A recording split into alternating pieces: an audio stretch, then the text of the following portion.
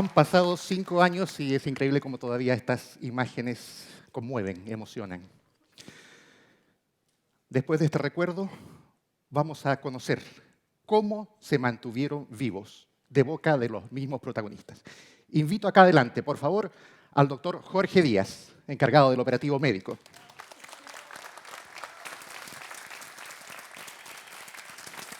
Jefe. Marcela Zúñiga, el ángel de la guarda.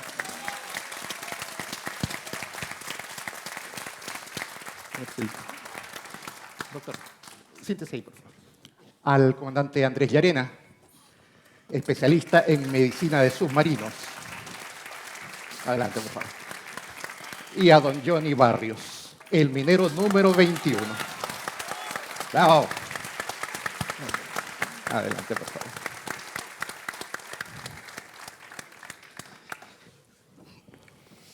Don Johnny, usted es el protagonista y el que nos va a contar primero cómo fue estar ahí abajo en la mina.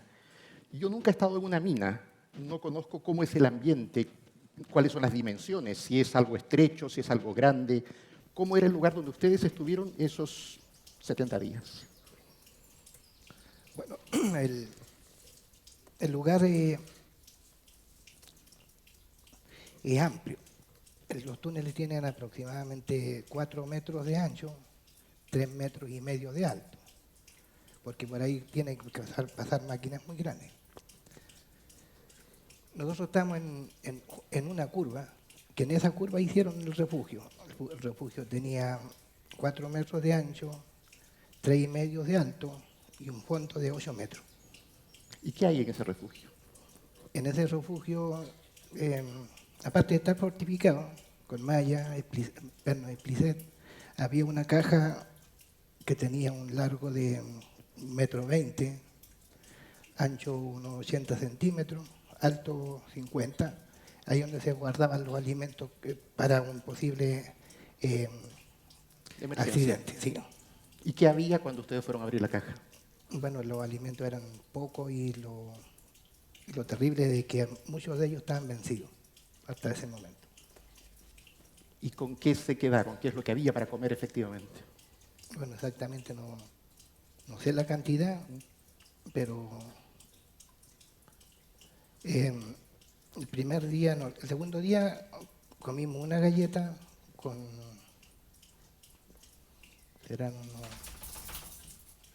en un vaso, unos 2 centímetros de leche. Y eso lo consumíamos. Un sorbo. Un sorbo, exactamente. Y lo consumíamos día por medio.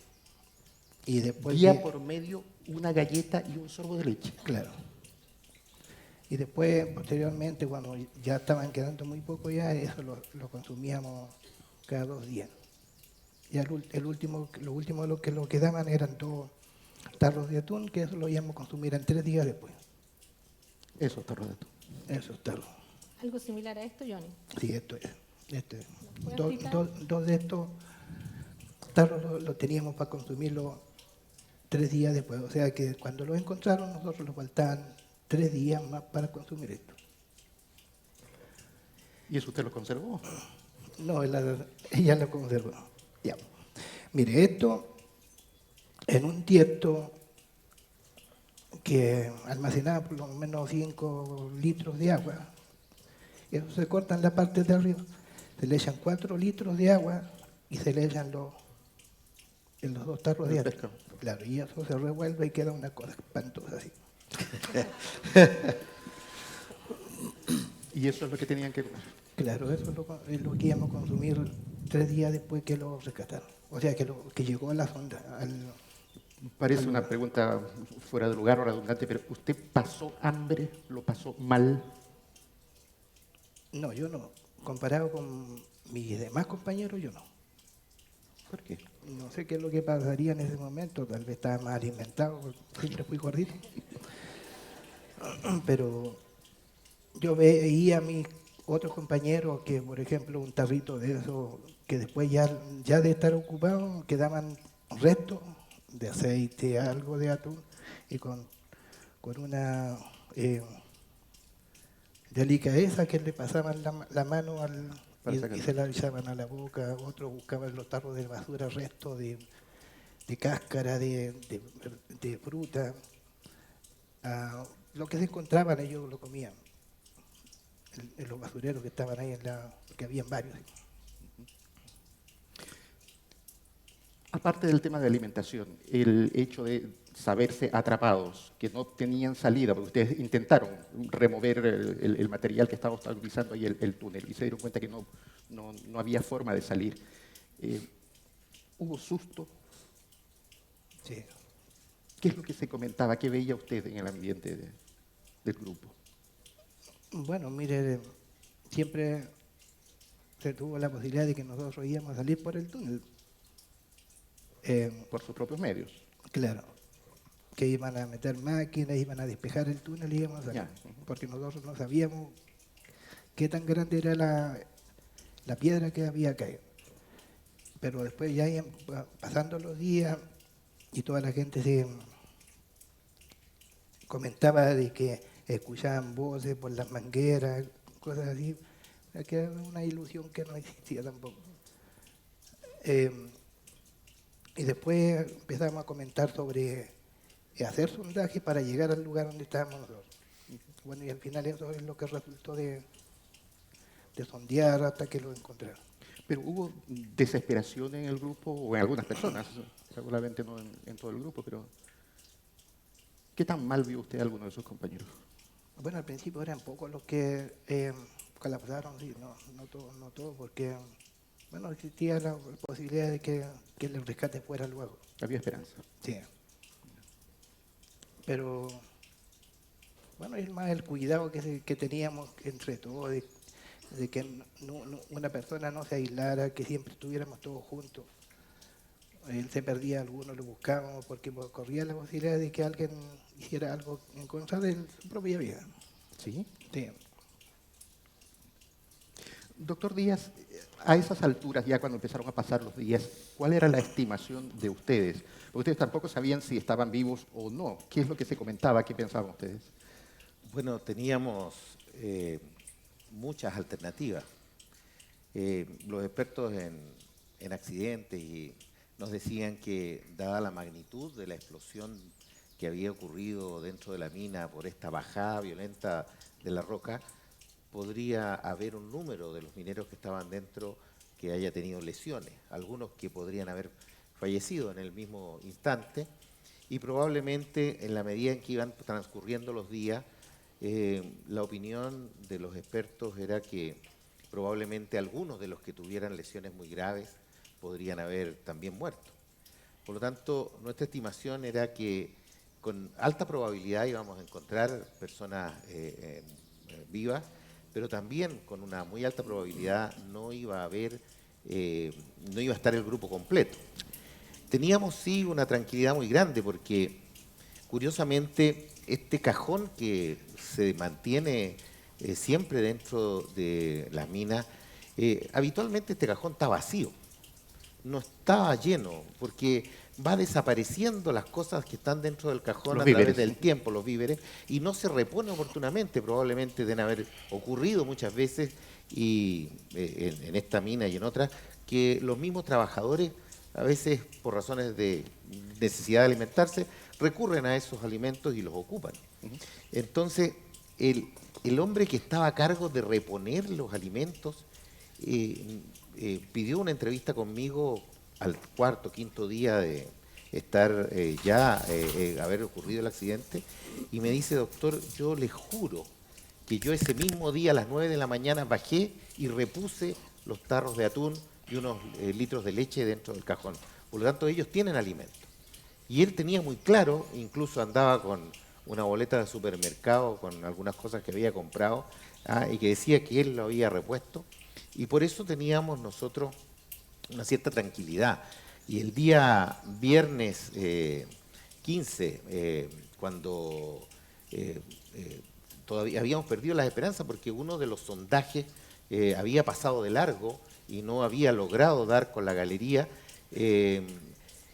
me pide en ese minuto la autoridad ahí que estaba a cargo del campamento que haga una charla a los familiares, y en esa charla pusimos todo este tipo de elementos diciendo que sí, que teníamos una gran posibilidad de encontrarlos aún vivos a pesar de que hubieran transcurrido ya 15 días desde el accidente. Por lo tanto, nosotros esperábamos tener, ¿no es cierto?, señales de vida en cualquier momento apenas nos comunicaran. Marcela, tú comentaste en el video que la misma familia también a ustedes les daba ese ánimo, que había una convicción de parte de ellos que también ayudaba a mantener arriba a todo el equipo que estaba esperando. Claro. De las cosas que iban pasando previo a los 17 días que se encontraron, yo voy a contar lo que a mí particularmente nos iba pasando con el equipo de salud. Nosotros nos instalamos arriba con un hospital de campaña, teniendo la esperanza de encontrarlos dentro de las primeras 72 horas. Y ya después, definitivamente, cuando se aclaró que no teníamos ninguna posibilidad de ingresar a la mina, transcurrían los días ahí y de repente uno se siente inútil, porque estábamos ahí esperando que avanzaran una sonda, teniendo el conocimiento médico de que es probable que no estén en condiciones de salud, digamos, adecuadas. Y a la vez uno conversaba con la familia, y la familia lo único que ratificaba era que estaban con vida. Y eso lo transmitían. Yo me recuerdo que yo iba a la mina, viajaba a las 6 de la mañana, llegaba ya a San José, y había todo un movimiento, se transformó la mina en una ciudad, y conversaba con la familia y me decía, pero no se preocupe si ellos están con vida. Eso es así, y ellos tienen la fortaleza y conocen la mina y saben cómo cuidarse.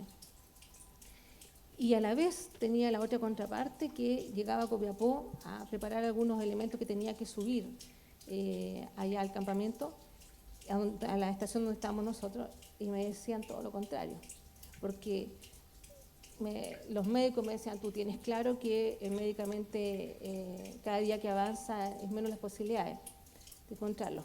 Entonces, a la vez uno rayaba en decir, yo estoy media loca, que estoy siguiendo esto allá arriba, versus lo que realmente médicamente corresponde. La razón les decía. La razón, exactamente. Y yo quiero detenerme en un punto respecto a cómo se organizaron ellos abajo.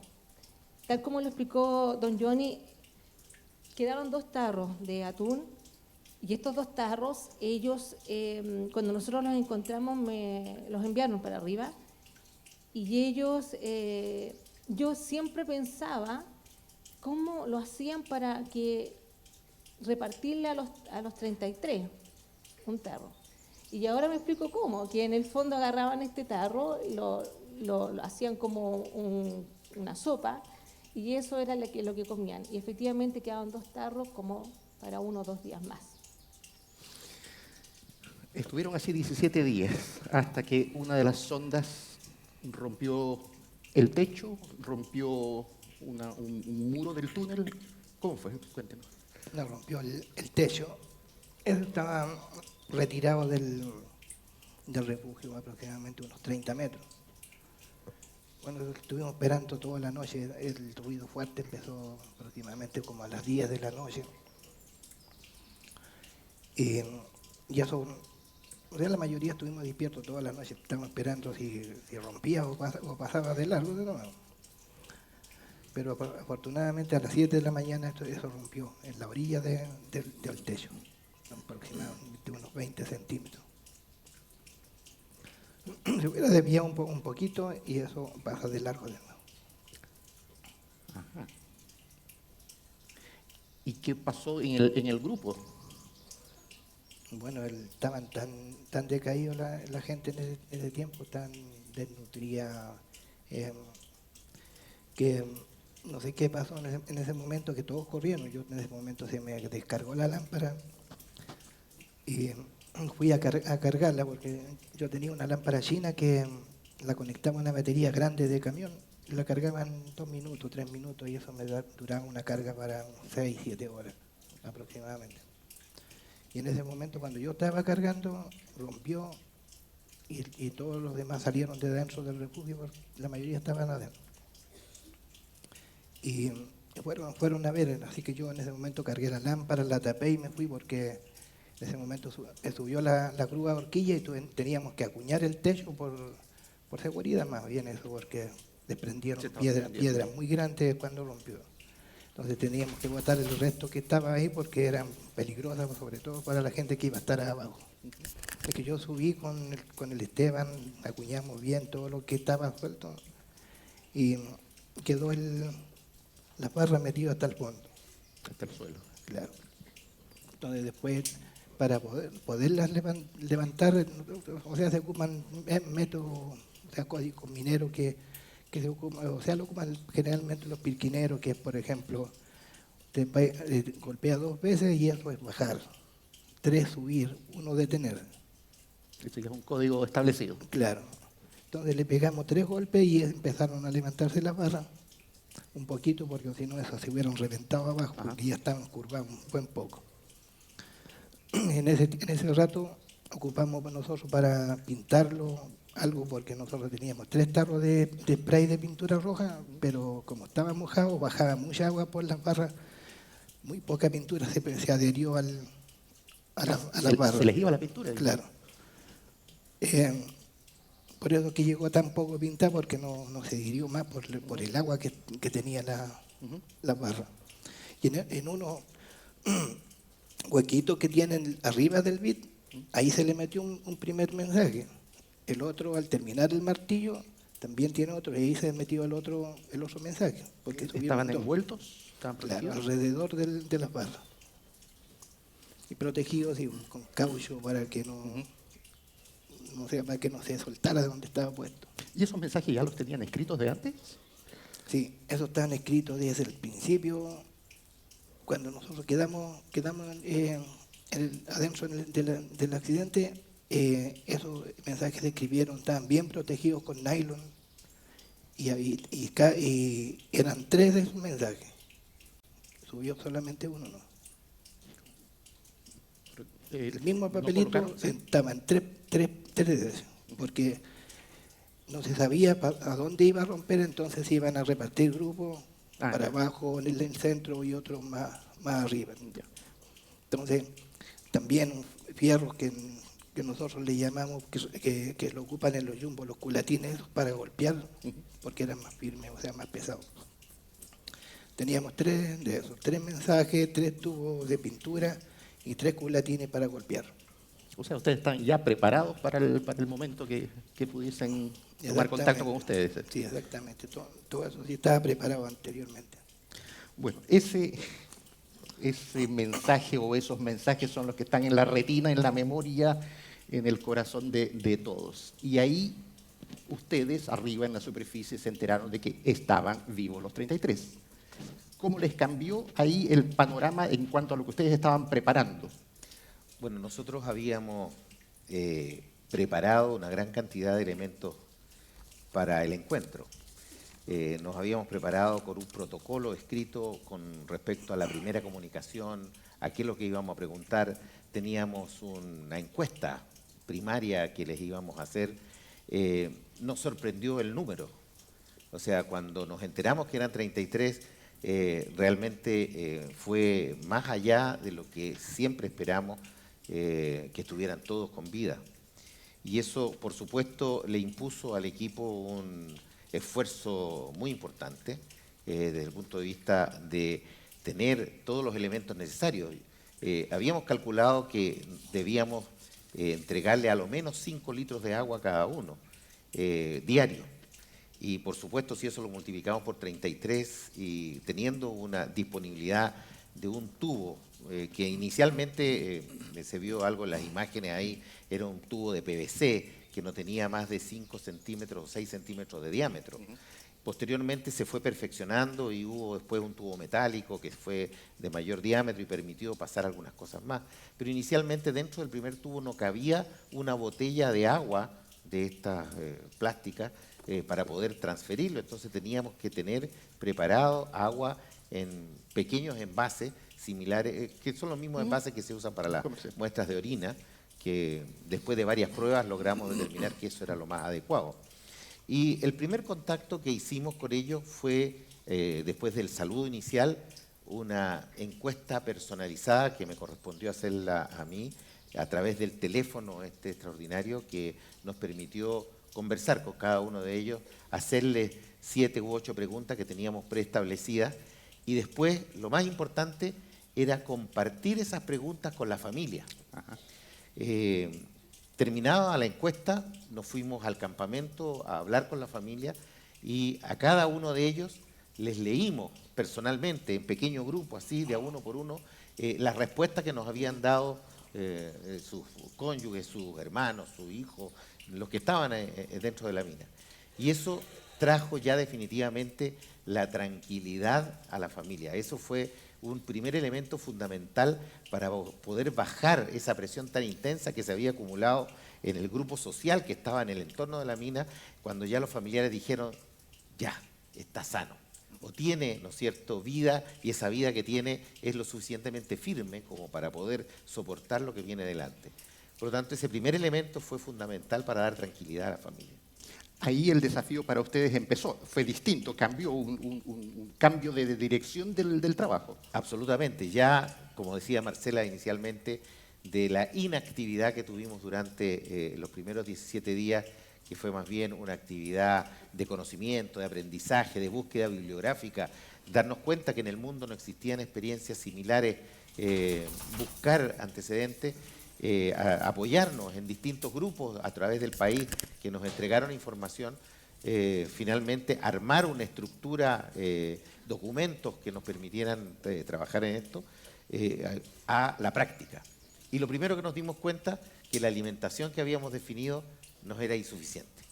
O sea, el primer elemento que necesitábamos, que la primera fase era de hidratación, ¿no es cierto?, eso rápidamente se pasó, porque la primera fase de hidratación ellos estaban hidratados, estaban bien, entonces hubo que saltarse algunos esquemas de la carta GAN que habíamos desarrollado para el primero y segundo día, y entramos en el tema de alimentación, y el sistema de alimentación que habíamos definido se nos quedó estrecho. Y rápidamente hubo que reciclarse de un sistema que habíamos preparado, que era semi-artesanal, a un sistema ya industrializado de alimentación, donde se tuvieron que instalar sistemas de mantención, refrigeración, termalización de los alimentos. Pruebas. Todos los días se preparaba el alimento fuera, en una fábrica, se traía congelado, se mantenía congelado y se retermalizaba minutos antes de entregarlo, y una prueba que era una prueba a través de elementos de laboratorio, temperatura, acidez, elementos técnicos, y una prueba física que hacía el equipo personal médico que estaba en la superficie antes de enviar la primera comida hacia abajo. A partir de ese momento, el desafío médico fue cómo se mantiene a estas 33 personas que están encerradas a 700 metros de distancia, con vida y con buena salud. Y ahí es donde entró la experiencia de la medicina de submarinos. Doctor Llarena, ¿cómo fue ese llamado, esa comisión que usted recibió? ¿Por cuántos días fue? Íbamos inicialmente por 10 días. Nos quedamos 2 meses.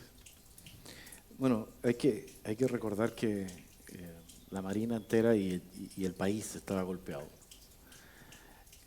Y la Marina en particular, que estaba muy abocada a rearmar la base naval de Talcahuano.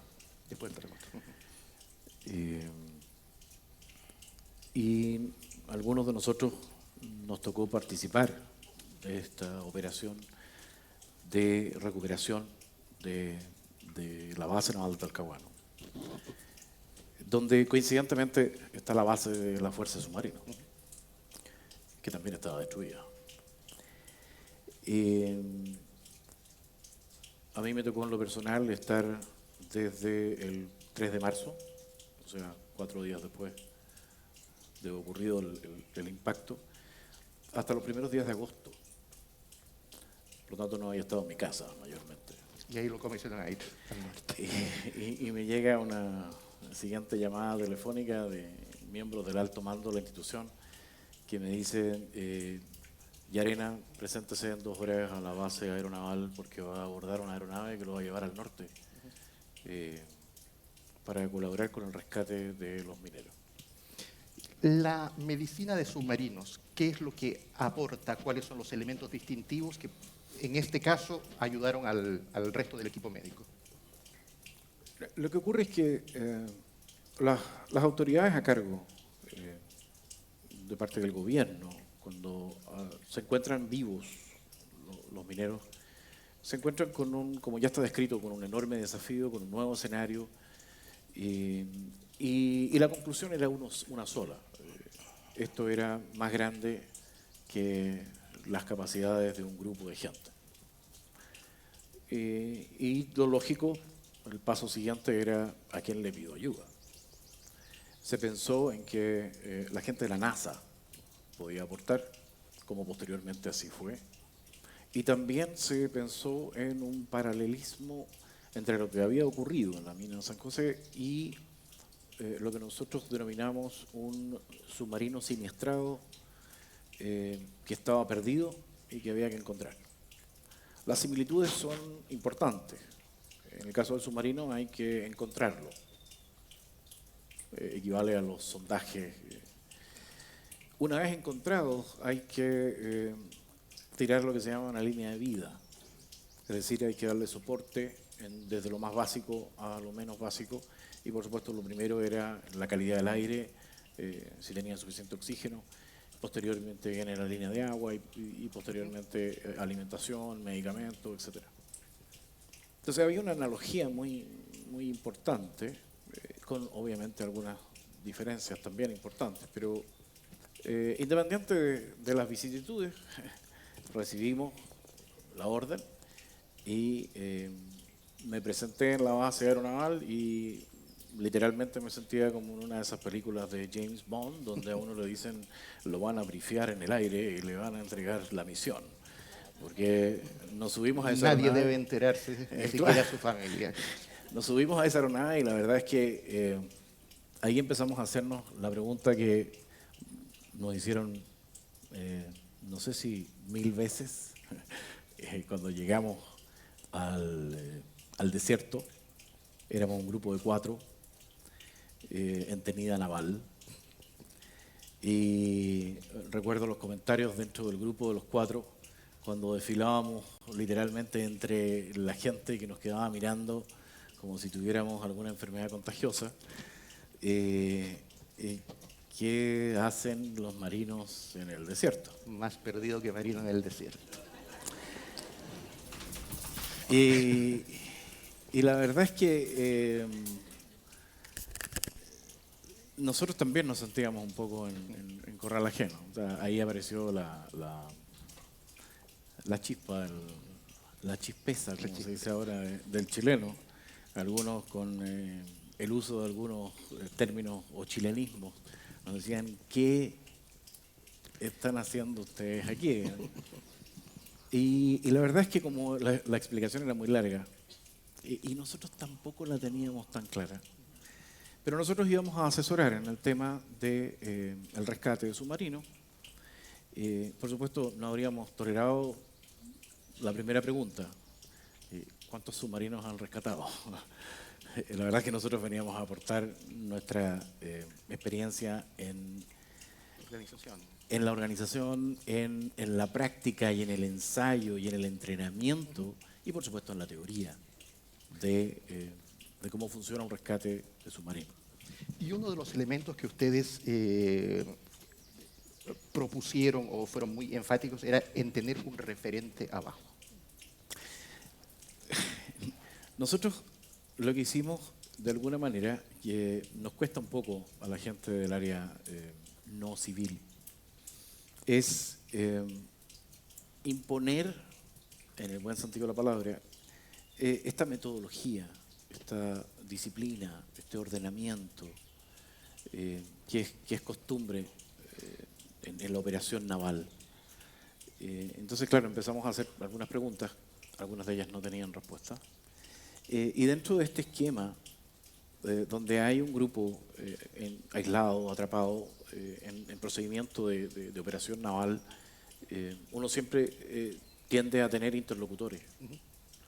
El más antiguo o el que está a cargo, alguien que tenga que ver con la parte de ingeniería, operaciones y alguien que sea un referente del área médica.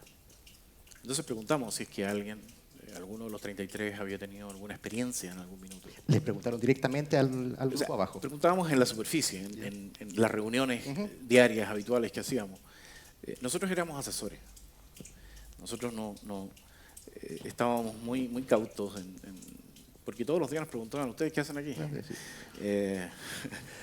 Entonces, tratábamos de ser muy cautos.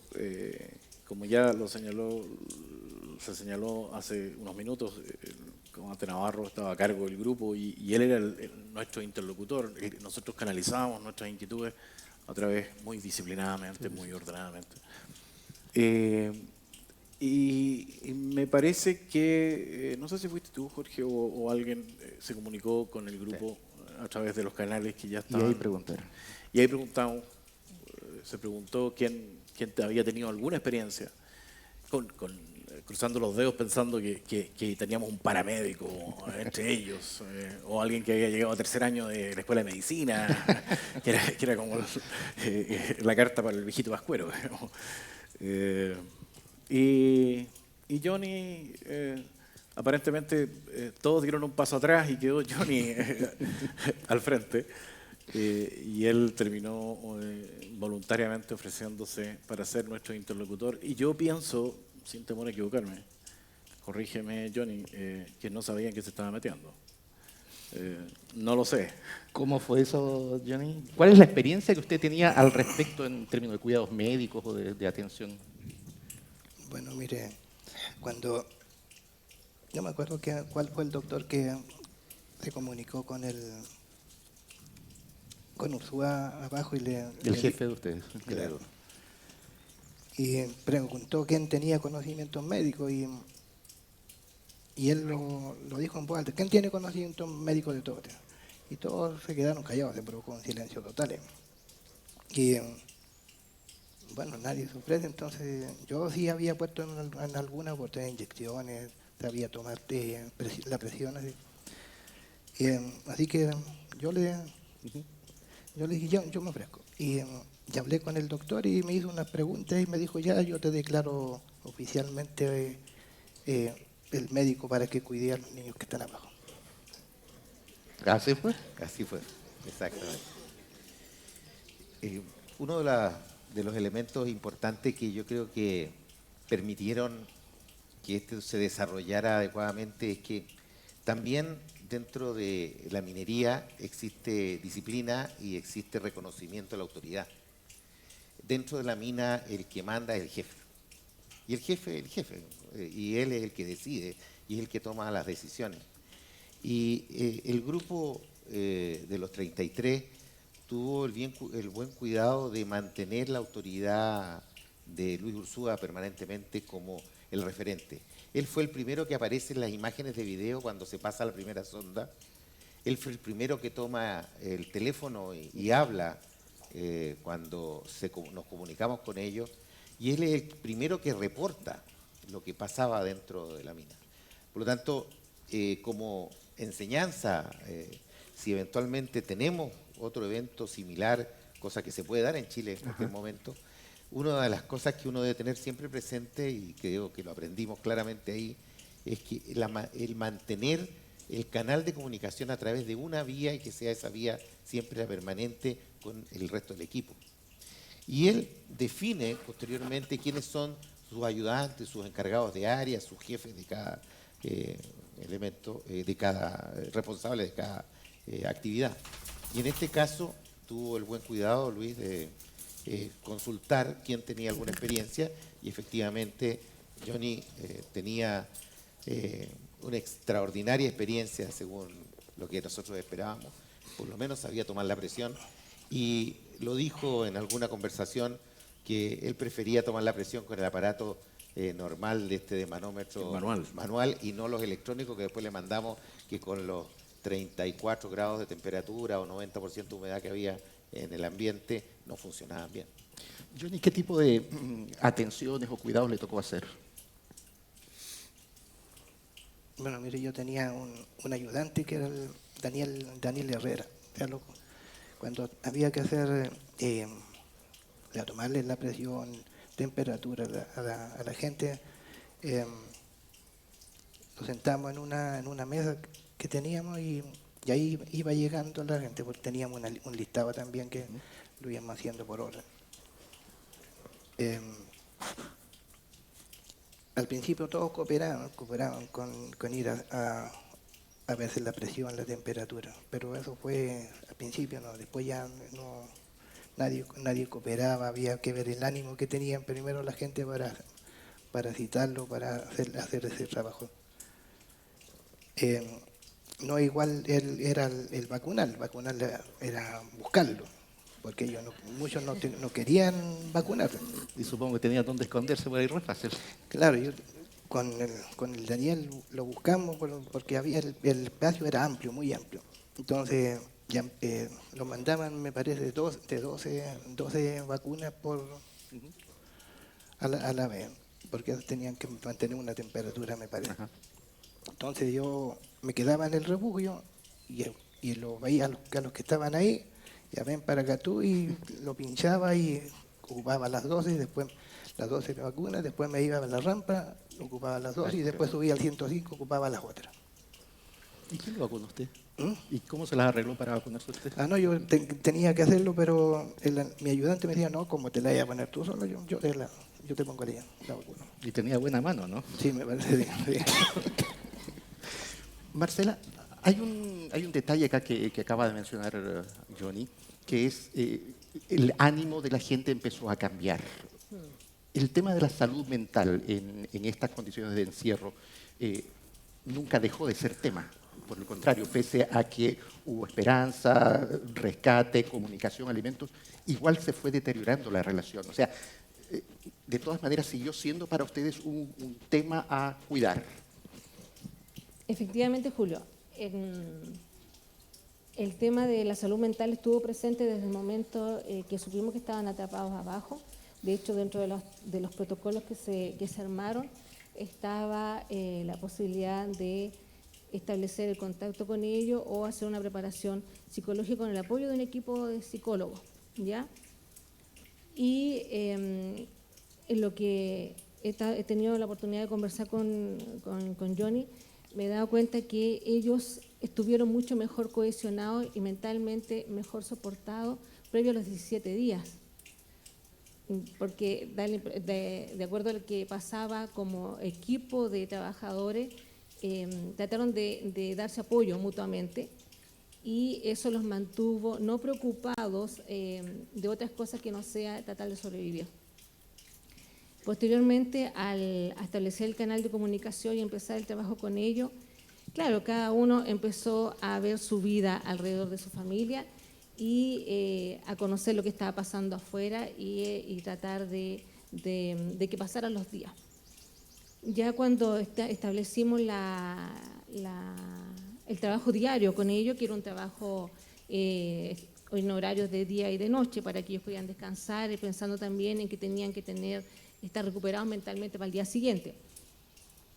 Y se notó un cambio ya a contar de cercano los días del 18 de septiembre, ¿ya? Si bien es cierto, habían pasado alrededor de 3 o 4 semanas de que lo habíamos encontrado, pero ya el ánimo había cambiado porque claramente estaban más inquietos, se sentían en condiciones de poder salir, pero estaban ahí imposibilitados. Entonces, ya se pensó claramente que teníamos que ir acortando las fechas de poder sacarlo. Y ahí la tarea particularmente del equipo de salud fue tenerlos entretenidos, mantenerlos ocupados.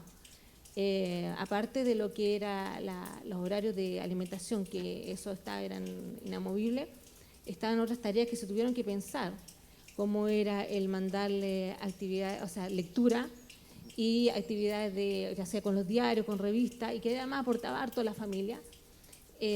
También establecer un programa, algunas noticias o que tuvieran posibilidad de ver alguna película o algunos programas de televisión, y a la vez nosotros también educarlos respecto a medidas de rescate, ¿ya? Y ahí también tuvimos, o sea, 2 veces a la semana, teníamos un espacio de las 3 a las 4 de la tarde en que hacíamos actividades de rescate y también de aspectos psicológicos, de cómo enfrentar la salida después, de lo que iba a pasar con su vida después, y tratar de mantener este ánimo abajo, ¿ya?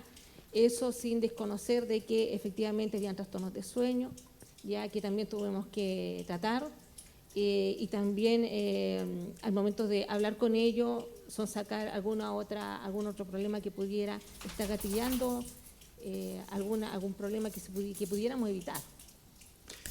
Ustedes ya estaban previendo la salida, por lo tanto, un escenario nuevo para ellos, donde también iba a haber elementos nuevos, es decir, esta adaptación, readaptación a un escenario distinto de los últimos 2 meses, un volver a la realidad. Sí. Cuéntanos un poco sobre eso, cómo fueron trabajándolo. A ver, el volver a la realidad también llevaba de la mano el hacer un trabajo psicológico con ellos. En esa ocasión se estableció un horario en el cual un gran trabajador y un gran don Alejandro Pino hizo clases de preparación psicológica para enfrentar la salida desde el punto de vista comunicacional, primero, y de cómo, porque se iban a ver enfrentados a esto, ¿ya? Y que ellos tuvieran la capacidad o la competencia de cómo llevarlo, primero. Lo otro era la familia, que si bien es cierto, los veían continuamente, se escribían siempre,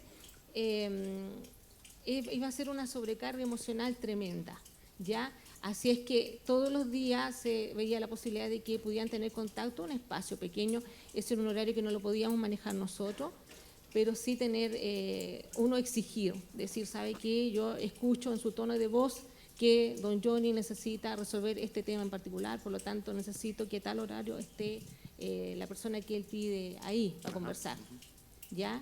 Y pasaron millones de anécdotas, entre ellas se celebró un cumpleaños, con la familia en particular, con uno de los trabajadores, no sé, tuvimos la oportunidad de hacer algunas charlas, y mientras yo hacía las charlas de educación o de algún tema que ellos quisieran, en una ocasión me di cuenta que mientras yo les hablaba y ellos estaban en la otra cámara, en la pantalla, ellos miraron hacia atrás, hacia el cerro, y vieron que toda la mina había cambiado. Y mientras yo les hablaba, veía que ellos no me preguntaban nada, y yo les digo, ¿pero qué les pasa? Y me dice, ¿qué pasa allá atrás? Porque de verdad que no es la mina que nosotros conocimos. No eran Entonces, cerros vacíos. no eran los cerros pelados que ellos conocían, sino que habían caminos, pasaban vehículos, pasaban millones de muchos trabajadores. Por lo tanto, ellos se daban cuenta que había mucha gente que estaba pensando en su salida. Eso más desde el punto de vista práctico.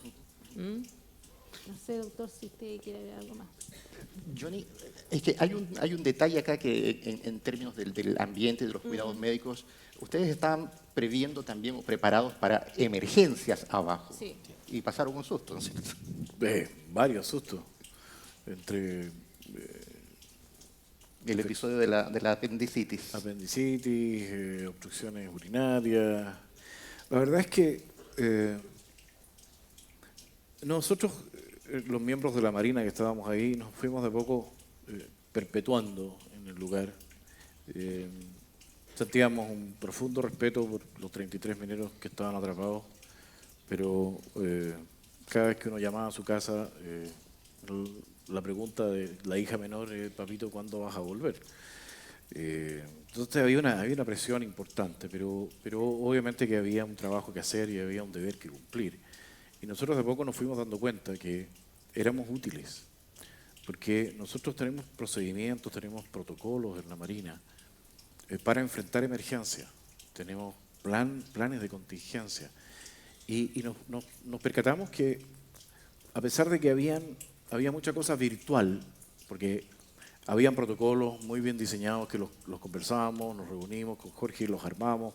Teníamos un plan de contingencia donde estaba un sinnúmero de especialistas, no solo médicos, sino que del área de la psicología, de la odontología, a quien nosotros recurrimos en más de alguna oportunidad para confirmar nuestras sospechas o para confirmar que lo que estábamos haciendo estaba bien encaminado, médicamente hablando.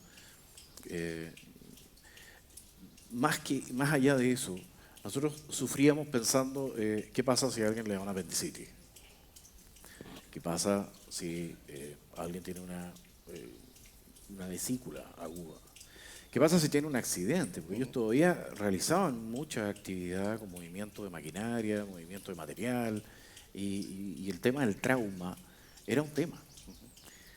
Entonces, aparecimos con la idea de que había que capacitarlos, había que enseñarles al autocuidado. Y de ahí sale nuestra experiencia del entrenamiento que tenemos entrenando a nuestros combatientes, que tenemos cursos conjuntos con el Ejército, con la Fuerza Aérea, y el nivel que tiene la conducta de entrada del combatiente es relativamente baja. Entonces, y coincidentemente, lo que se puede llevar al combate en términos de insumos médicos o partes de equipo son muy pequeños. Y todos esos pasan por un caño pequeño. Entonces fuimos armando la idea de capacitarlos, obviamente a distancia, por teléfono, por diagrama, por videos, por videoconferencia. Armamos videos instruccionales. Pero nos dimos cuenta que también tenía que tener el mismo nivel al menos y estandarizar el conocimiento, todo el personal que estaba en la superficie, que estaban en la estación Paloma. Por lo tanto, teníamos que hacer la capacitación también en la superficie. Y eso hicimos. Había mucha gente ocupada y preocupada de colaborar, de aportar. Había empresas que nos llamaban por teléfono, mandaban un mail y llegaban mucho aporte. Así que no hubo mayor problema en adquirir todo lo necesario. Y aquí, parte del anecdotario, la presencia del grupo de profesionales que vino de la NASA fue tremendamente importante, fue tremendamente relevante. Vinieron 4 profesionales, un ingeniero, un psicólogo y 2 médicos, y tuve la grata oportunidad de conversar con el ingeniero. Y le pedí que me diera un poco más detalle de lo que había ocurrido con la odisea del Apolo 13, que como deben recordar, nunca cumplió el objetivo de llegar a alunizar y tuvo que retornar, pero tuvieron un accidente, tuvieron una explosión y se quedaron con una dotación de un abastecimiento de oxígeno que no daba la ecuación para que regresaran con vida los 3 de regreso a la Tierra. Y se armó toda la organización en la central de la NASA en Houston. Y una de las cuestiones que hicieron es que pusieron en una mesa todo lo que tenían disponible en la nave para con eso y solo eso resolver el problema. Nosotros hicimos una situación parecida, pero al revés.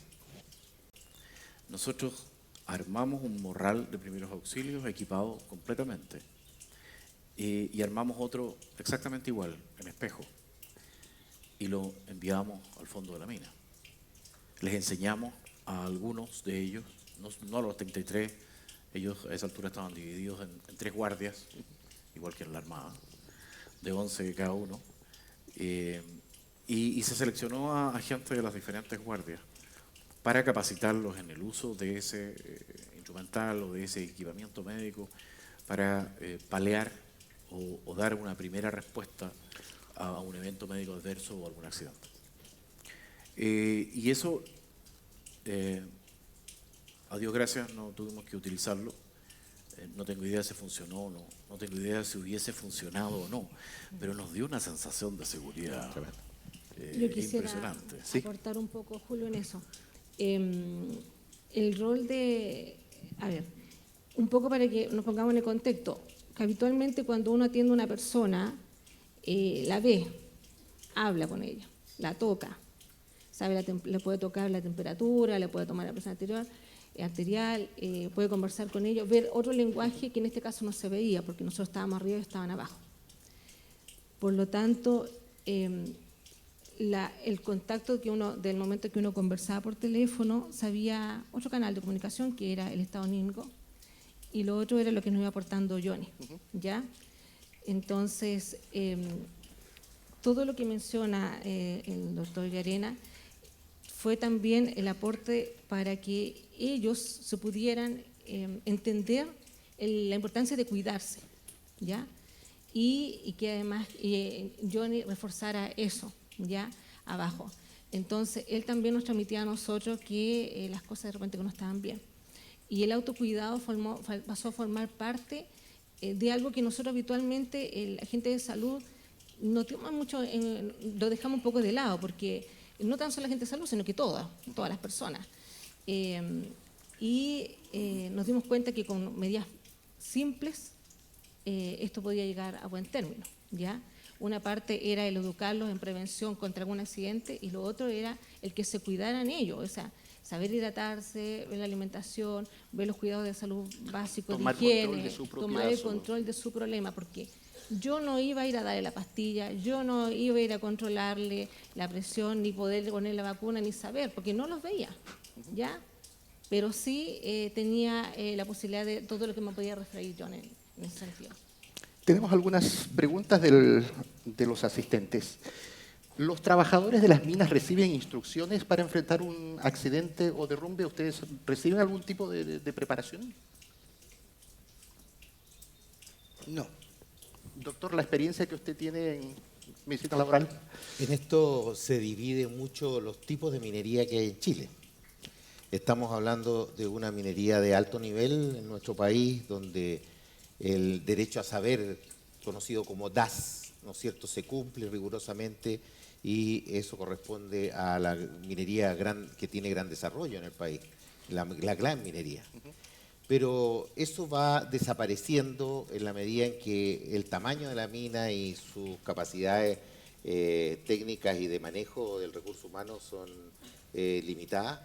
Y por supuesto aquí estábamos en una mina donde no se cumplían todos los elementos necesarios del derecho a saber y toda la preparación frente a este tipo de eventos.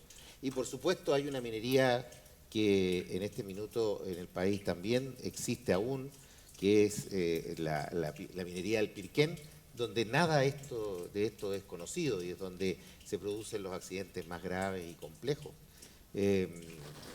Esto es una situación que nos motivó posteriormente a poner un mayor nivel de obligaciones dentro de la selección, por lo menos la selección de salud, porque uno de los problemas que descubrimos ahí era que las condiciones de salud de los trabajadores para ingresar a la mina eran bastante deficientes. Una de las cosas que debimos hacer antes de encontrarlos fue revisar sus antecedentes clínicos, reunidos desde el Hospital Regional de Copiapó, reunidos desde los consultorios donde ellos habrían consultado, antecedentes familiares que nos aportaron las familias. Por lo tanto, teníamos para cada uno de ellos una ficha médica donde conocíamos cuáles eran las patologías que tenían y vimos con preocupación que teníamos un número importante de los trabajadores dentro de la mina que tenían enfermedades crónicas, que usaban medicamentos en forma permanente, pero hubo un tema que ni siquiera estaba mencionado en su ficha clínica, que es el que nos dio gran cantidad de preocupación y trabajo, que fue el problema odontológico. La calidad de la salud dental de cada uno de los trabajadores era muy deficiente. Y con estos 17 días que estuvieron en unas condiciones de aseo inadecuadas, sin tener la posibilidad de hacer un enjuague, un lavado adecuado de su dentadura, muchos de ellos se complicaron de la dentadura. Y por supuesto eso revela, ¿no es cierto?, una condición básica que ya es un factor de riesgo y que... una condición de base, dice usted. Exactamente, y que genera, ¿no es cierto?, una necesidad de establecer no solamente protocolos en cuanto al cuidado y el evitar los accidentes del trabajo, sino que también los cuidados mínimos de la salud para que una persona enfrente esta situación. Tal como decía el doctor Llarena, una de las cosas que nos mostró mucho la gente de la NASA cuando estuvo visitando la mina y en las reuniones que tuvimos con ellos de intercambio de información, es que la experiencia de ella no era comparable con la experiencia nuestra, por las condiciones y el tipo de trabajador con que ellos funcionaban. Ellos tenían un hombre que había pasado múltiples procesos de selección, que tenía un nivel de formación de muy alto nivel, muchos de ellos con formaciones de posgrado en sus distintas áreas, con acceso a la tecnología y al conocimiento y a métodos de interacción. Y nuestro trabajador era un trabajador típicamente minero en las condiciones que teníamos, con conocimientos básicos prácticamente nulos del área médica. Ahí, perdón, hay una anécdota interesante, que a mí, graciosamente, la autoridad a cargo me delegó la responsabilidad de manejar la prensa extranjera. Y usted, Julio, conoce cómo es la prensa. Tremenda. Claro. Como alguna autoridad lo determinó allí, es una bestia que hay que alimentar, porque si no se alimenta sola. Y resulta que una de las preguntas recurrentes de la gente de la prensa extranjera era: ¿cómo es que hay tanto enfermo? ¿Cómo es que tanto minero tiene enfermedades? ¿Les llamó la atención eso? Como diciendo que ustedes no hacen medicina preventiva en este país, como esto es chacota. Y uno con el orgullo y el nacionalismo propio trataba de encontrar una salida. Y lo único que a mí en alguna oportunidad se me ocurrió decir es que, a ver, hay que considerar que no todos los 33 son mineros. Hay gente que se está dedicando a otras actividades que circunstancialmente se encontraba dentro de la mina, realizando estas actividades que merecen otro perfil, otra medicina preventiva. No es que nosotros no tengamos medicina preventiva en la minería, me va a disculpar, ¿no? Pero en el fondo la realidad es la que señala Jorge.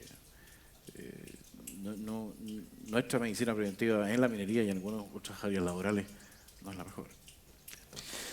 Bueno, se ha pasado el tiempo. Quisiera un resumen en lo personal, lo profesional de cada uno de ustedes. Esta experiencia, haber pasado por esto, haber participado, ¿qué le aportó a usted? ¿Con qué salió usted después del último día del rescate y qué lleva consigo? La verdad es que los que estuvimos ahí estábamos, como solía decir mi abuela, cabecita agachada trabajando. No fuimos capaces de medir la magnitud de lo que estaba ocurriendo visto desde afuera. No obstante, ¿cómo salí de ahí? Salí mucho más chileno, salí mucho más patriota, salí mucho más hincha de la Roja, salí con el enriquecimiento de haber pertenecido a un grupo, de haber trabajado en equipo, de haber tenido la capacidad de comunicarnos, de haber tenido la capacidad de ser generoso. Los doctores en general, y aquí al entrar vi muchos que tienen delantal blanco, que supongo que están en la Escuela de Medicina. Y otras carreras de la salud. No es por casualidad que a los doctores le llaman diostores. Nosotros estamos acostumbrados a tener la última palabra. Y yo me encontré con gente y me encontré metido, y uno de los exponentes de eso es mi buen amigo Jorge, que tuvimos que aprender a mostrar generosidad al transar, al decir: a lo mejor lo que estoy diciendo no es la única manera de mirarlo. La lealtad que se armó, la cohesión. Entendí que podemos ser uno solo, independiente del origen, independiente si somos civiles o no somos civiles. Entendí lo que dijeron las autoridades en el momento. Aprendí que cuando nos unimos podemos hacer cosas grandes. Doctor Díaz. Creo que hay dos cosas que a mí me marcaron de esta actividad, de este evento, de esta tremenda experiencia. Una es que no debemos mirar la medicina como un elemento de tecnología máxima y que vaya y que siempre podamos aplicar en todo nuestro raciocinio médico el proceso tecnológico como lo vemos en la actualidad. Muchas veces nos vamos a encontrar en nuestra práctica médica con inconvenientes que no nos permiten el desarrollo de todo lo que quisiéramos.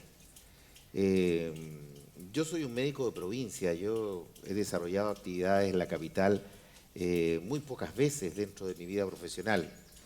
Por lo tanto, ya ahí hay una diferencia. El acceso a los procesos tecnológicos de la medicina no es lo mismo en la capital que en cualquiera de las regiones del país. Las diferencias son abismantes. Y la diferencia con la medicina práctica en el terreno, ahí sí que son siderales, inconmensurables. El pedirle a Johnny que pusiera una vacuna para el neumococo en las condiciones óptimas habría sido imposible. El cuidar, y él lo tiene muy claro, la vacuna no dura mucho tiempo, ¿no es cierto?, si no está a una temperatura adecuada. Y nos comentaba en algún momento también que él tenía el cuidado de no tener la aguja de la inyección mucho tiempo al ambiente porque era un ambiente muy polucionado. Entonces, ese tipo de elementos hay que tenerlos presentes cuando uno baja la medicina de alto nivel tecnológico a la medicina real que en nuestro país es necesaria en la mayor parte de los casos. Así es solamente un pequeño segmento, ¿no es cierto?, de la medicina es la que se ocupa con tanta tecnología. Y el segundo pensamiento que de esto me ha surgido a través del tiempo es que aunque sea muy pequeño lo que uno hace en un momento y si lo hace bien, puede tener gran repercusión a nivel nacional y, por qué no decirlo, a nivel mundial o incluso a nivel universal. Para nosotros, y en eso concuerdo plenamente con Andrés, que estuvimos ahí incorporados en el trabajo y no nos percatamos del impacto que tenía, hemos podido ir leyendo a través del tiempo que el impacto ha sido positivo, ha sido extraordinario, ha sido un evento que y quizás concertó mucho más buena disposición por parte del país que incluso el haber ganado la Copa América. Yo vi que la reacción nacional y la reacción mundial fue mayor que eso. Y eso se ve reflejado en cifras. La accidentabilidad en nuestro país en los años sucesivos cayó. Y cayó porque Chile tomó conciencia de un evento tan dramático como esto, de que se podía hacer prevención. Por lo tanto, cuando uno desarrolla un trabajo y lo hace en buenas condiciones y con todas las ganas del mundo, tiene que también tener conciencia que eso puede tener repercusión en el largo plazo y a nivel nacional. Y por eso el llamado es hacer las cosas bien. Marcelita. A ver, para mí el haber tenido la oportunidad de haberme encontrado con este trabajo fue poner a prueba la curiosidad o el interés de buscar cómo mantenerlos con vida abajo en una circunferencia que no era más allá de 8 centímetros de diámetro. Y muchas veces me pillé entre los días previos en un supermercado midiendo qué cosa podía caber, o sea, desde un tarro de arveja, no sé, no me imaginaba cómo mandarle esto para mantenerlos con vida. Y efectivamente uno se abocó o nos abocamos como equipo. Y yo confié en gente que no conocía, aparte del equipo de salud que tenía en ese momento, y confié con equipos que venían de otros lados, que vinieron a prestar su apoyo y a entregar su conocimiento en una situación que nadie te lo enseña, no está en los libros y que eran unas condiciones bastante inhóspitas en ese momento. Por lo tanto, el creer en el trabajo de equipo, primero, y eso se puede dar siempre que haya una actitud y una disposición. y que no existan los egos que muchas veces salen de los equipos de trabajo. Y lo otro que yo aprendí es a cultivar la paciencia, a manejar la frustración en momentos difíciles. Hasta ese momento yo había trabajado siempre en un servicio de urgencia en que todo es rápido, y ahí sin embargo tuvimos que estar 72 horas conectados permanentemente a lo que estaba pasando abajo, y que para poder sacarlos teníamos que mantenerlos en buenas condiciones, porque había que responder a la familia de que ellos tenían que salir bien, ¿ya? Así es que hacer un trabajo planificado y pensando en las necesidades de las personas que estaban abajo. Y lo último, que lo dije en algún momento, es que con medidas básicas simples hicimos salud pública, ¿ya? Nosotros tuvimos trabajadores que abajo tenían diabetes, hipertensión, y en la medida que ajustamos su alimentación, dimos actividad física, hidratación, ya después salieron con controles de signos vitales normales. Y eso se puede si es que uno tiene la convicción y crea el vínculo de que con la persona de que es posible, sin necesidad de tanto de automedicarse. Grandes lecciones entonces. Y para usted, Johnny, ¿cómo está su vida ahora? ¿Cómo le cambió después de esta experiencia hace 5 años? 5 años ya. Sí. No, yo pienso que sigo siendo igual que antes. No he cambiado, porque si uno cambia y se porta bien, tiene problemas. Pienso de que